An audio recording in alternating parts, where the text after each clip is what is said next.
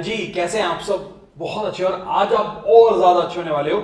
एक ऐसा question admission से मैं आपके लिए लेके आया हूं जो आपके दिमाग के घोड़े खोल देगा और एग्जाम में आने के पूरे चांसेस है 6 मार्क में। बहुत ध्यान से ये क्वेश्चन करना, और ये क्वेश्चन अगर करके समझ आए ना तो वीडियो को सब्सक्राइब करना, नहीं तो चैनल ही छोड़ देना। और बताओ, ठीक है? तो चलिए ज्यादा ना टाइम लेते हुए सीधा बताते हैं आपको माधुरी और अर्श वाला क्वेश्चन। ठीक है, कह रहे माधुरी और अर्श दो पार्टनर्स है, रेशियो दे दिया है 3:1 और बैलेंस शीट दी है 31 मार्च 2019 की। दोनों की कैपिटल्स दे दी हमें 302 5 लाख रुपीस होगी। WCR workman compensation reserve 60,000, creditors 1,90,000, employees provident fund 1,10,000 rupees, asset में machinery 4,70,000, investment 1,10,000, debtors less provision 1,10,000, stock 140 and cash दे रखा है 30। आपको पता है मैं कैश पे हमेशा स्टार लगाता हूं क्योंकि स्टेटमेंट ऑफ कैश या कैश का बैलेंस जब नई बैलेंस शीट बनाते हैं तो जरूरी हो जाता है। अब सुनना, बहुत ही अच्छी बातें कहने वाला है। ऑन 1 अप्रैल 2019 दे एडमिटेड ज्योति को पार्टनरशिप में लेके आते हैं फॉर 1/4 ऑफ द शेयर। ज्योति का न्यू पीएसआर दे दिया आपको, ज्योति का शेयर दे दिया आपको 1/4। ज्योति बोट प्रोपोर्शनेट कैपिटल का अमाउंट नहीं दिया है, जिसकी वजह से हम ये क्वेश्चन कर रहे हैं। ज्योति का कैपिटल का अमाउंट नहीं दिया है, उसने बोला जो उसका कैपिटल बनता है ना वो लेके आएगी। कितना बनता है वो आप बताओगे। And 40,000 rupees as a share of goodwill premium. Goodwill के 40,000 का अमाउंट दे दिया है, बट कैपिटल का अमाउंट नहीं दिया है। चलिए बात करते हैं आगे। The following terms were agreed upon. Provision for doubtful debt to be maintain 10% on debtor. 10% है, देख लेते हैं पिछली कितनी बनी हुई है, उसके अकॉर्डिंग इंक्रीज या डिक्रीज करनी होगी, रिवैल्यूएशन से कर देंगे। Stock was under valued bye 10,000, stock को 10,000 से इंक्रीज कर देंगे क्योंकि वो अंडर वैल्यूड है, रिवैल्यूएशन में हो जाएगा। An old customer whose account of 25,000 were written off as bad debt. पीछे बैड डेट हो चुका था, उसने 15,000 रुपीस पे कर दिए इन फुल सेटलमेंट।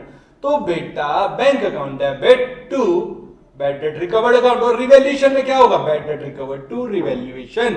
आई बात समझ में? तो ये हो गई हमारी एंट्री। यहां पे मैं एक वर्किंग नोट पे एंट्री भी कर दूंगा, ये लो, ये भी लिख दिया मैंने आपके लिए। 20% of the investment were taken over by Arsh at book value. Total investment 1,10,000 की थी, उसका 20% यानी 22,000 एक पार्टनर लेके चला जाएगा। तो क्या हो जाएगी? Partners capital account debit to investment गई ना 22,000 से। ये लो जी, इसकी एंट्री भी हमने कर दी आपके लिए। Claim on account of workman compensation amounted 70,000, WCR था 60,000 का, क्लेम है 70,000 का, तो रिवैल्यूएशन से 10,000 तो हमें डालना ही पड़ेगा, डाल देंगे जी।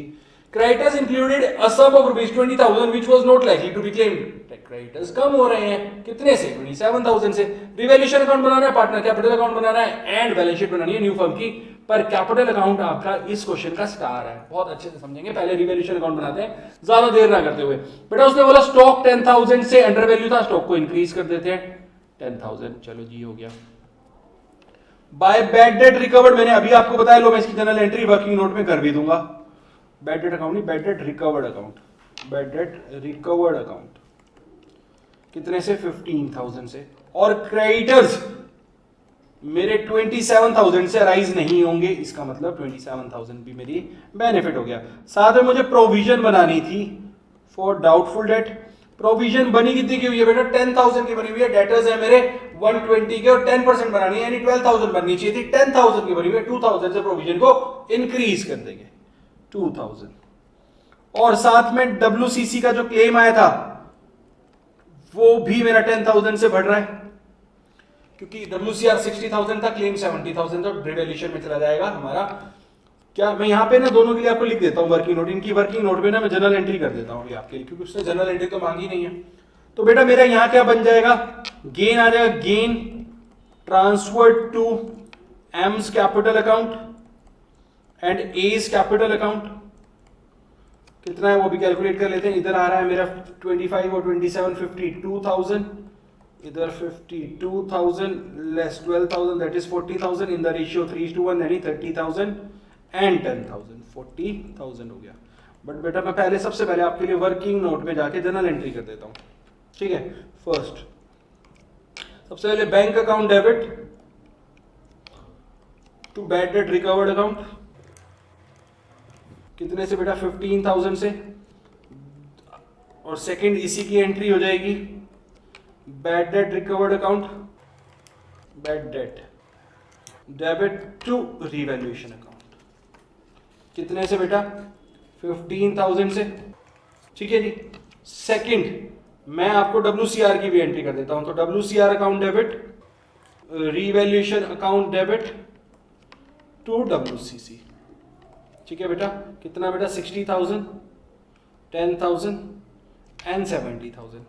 तो इस वजह से मैंने 10,000 रिवैल्यूएशन में डाला। आई बस अब पार्टनर्स कैपिटल को डेबिट करना और वो सब चीजें आपको आती हैं, इसके लिए जरूरत नहीं है, तो मैं एंट्री इसकी कर नहीं रहा। मैं सीधा चल रहा हूं पार्टनर्स कैपिटल पे। मेरे पास बैलेंस BD की बने 3 लाख। बहुत ध्यान से समझिएगा, अब है game start. 3 lakh and 2 lakh, साथ में बाय रिवैल्यूएशन का गेन आ गया मेरे पास 30,000 एंड 10,000।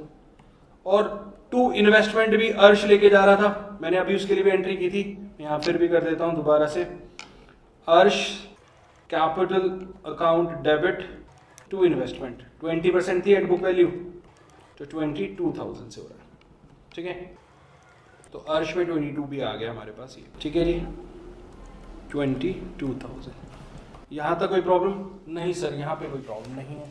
तो बात करते हैं अब गुडविल की। अब देखो, गुडविल के लिए हमें ओल्ड रेशियो तो पता है, सैक्रिफाइसिंग रेशियो पता नहीं, कोई इंफॉर्मेशन दे रखी नहीं है, तो हम ऑलरेडी अज्यूम क्या करते हैं, आपको पता ही है कि जो गुडविल के लिए ओल्ड रेशियो मेरा सैक्रिफाइसिंग रेशियो जाता है, तो बाय प्रीमियम फॉर गुडविल, और वो कैश में लेके आया है तो करंट अकाउंट से नहीं होंगे, प्रीमियम फॉर गुडविल अकाउंट 30,000, क्योंकि वो 40,000 आया था तो यहाँ पे भी 30,000 एंड 10,000 हो गया, ठीक है। इसके अलावा और कुछ नहीं है, और अब हमें पता नहीं है नए पार्टनर की कैपिटल, तो कैसे निकालते हैं ध्यान से समझिएगा। अब मैं यहां पे क्या कर रहा हूं, टू बैलेंस शीट ही निकालूंगा, ठीक है। टू बैलेंस शीट ही निकालते हैं, चलिए। ए के लिए कितना आ रहा है? 2,30,000, 2,20,000 और एम के लिए आ रहा है 3,60,000, ठीक है। यहाँ पे तो यहाँ पे भी 2,20,000 और 3,60,000, ठीक है। तो ए में हमारे पास ऑलरेडी 22 का बैलेंस है, तो 198 मेरा बैलेंस सीडी बच जाएगा, और यहां पे कुछ नहीं है तो 360।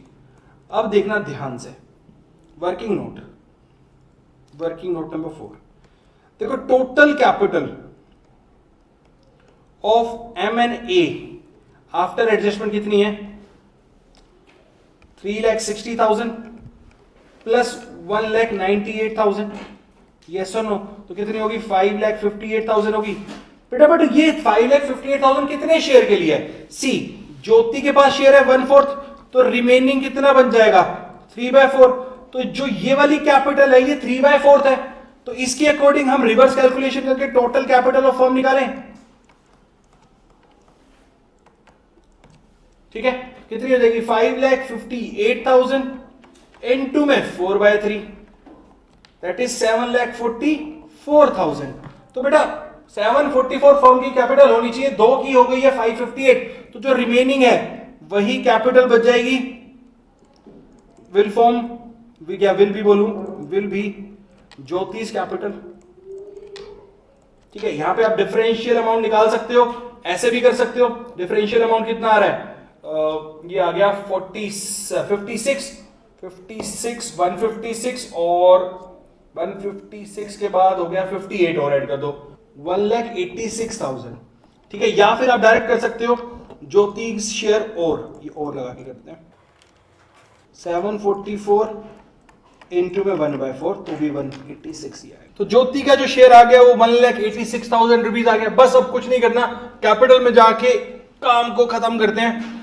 देखो मेरे यही क्लोजिंग बैलेंस मेरे ओपनिंग बैलेंस बन जाएंगे, और बाय बैंक वर्किंग नोट से ज्योति की कैपिटल आ गई मेरे पास 1,86,000। बस अब आ गया मेरे पास क्लोजिंग बैलेंस, निकालते हैं। 186, 198 एंड 3,60,000, यही मेरे बैलेंस सीडी बन जाएंगे। कितना? 360, 1,98,000, 1,86,000, 360, 1,98,000 एंड 1,86,000।